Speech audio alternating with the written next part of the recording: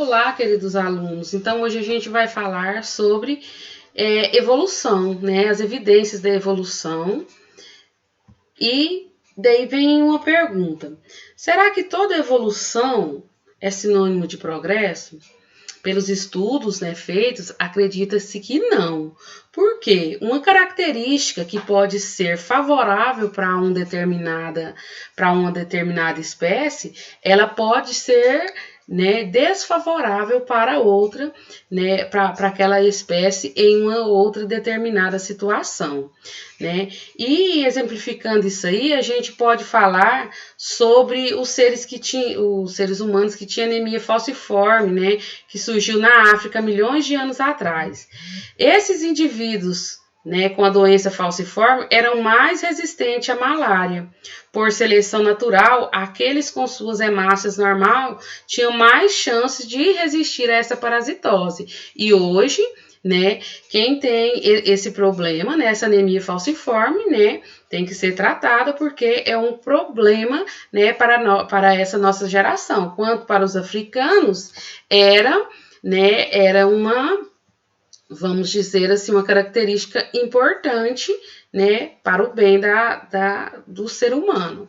E aí a gente vê que existem várias evidências da evolução que sustentam, né, essas teorias. Entre as principais, podemos citar os registros fósseis, as homologias e as evidências celulares e moleculares. Então, evidências fósseis são o quê? São os restos ou vestígios de seres que viveram em outras épocas, né? Porque são um registro que mostra frequentemente organismos bastante diferentes do que vemos hoje. É o caso dos dinossauros, que possuem seu registro bem documentado nos fósseis, sendo encontrados ossos, pegadas, dentes e até mesmo fezes, né, desses animais. E vale destacar também que nos fósseis é possível verificar estágios intermediários que mostram semelhanças entre os seres ancestrais e seus descendentes. Então, são importantes evidências. Os órgãos homólogos, né? Os órgãos que apresentam a mesma origem embrionária são chamados de órgãos homólogos. Por exemplo, os membros dos vertebrados tetrápodos, os braços dos homens, asas das aves, nadadeira da baleia. Então, observe que são órgãos que têm a mesma origem embrionária e que no decorrer da evolução biológica, os membros de cada ser vivo foram se adaptando conforme as suas funções e o meio em que vivem. Por isso, sofrem muita transformação. Então, o braço para o homem, a asa para a ave, a nadadeira para a baleia, então são órgãos, né, que tem a mesma função, né? E este processo denomina-se, né, irradiação adaptativa. Então, cada membro ele vai se adaptar conforme a função e o meio que ele vive. Os órgãos que apresentam a mesma função são chamados de órgãos análogos, certo? E aí temos também os órgãos vestigial.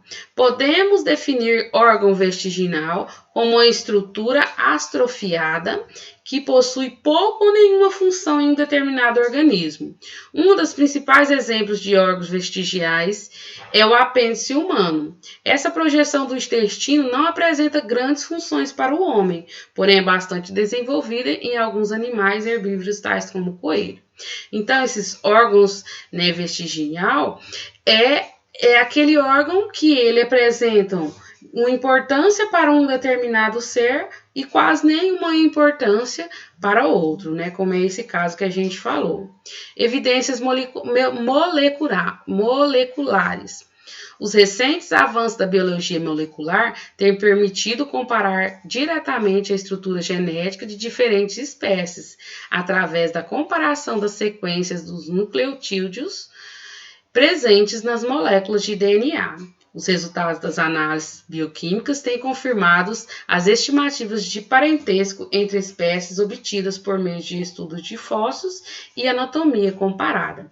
Então, essas aí são evidências, né, da evolução, né? Essas aí são evidências que podem comprovar a teoria, né, da evolução. E aí vocês vão fazer as atividades que vão ser propostas, vou mandar um textinho que vocês podem também usá-lo para pesquisa, tá bom? Um grande abraço, fiquem com Deus e qualquer dúvida estou aqui.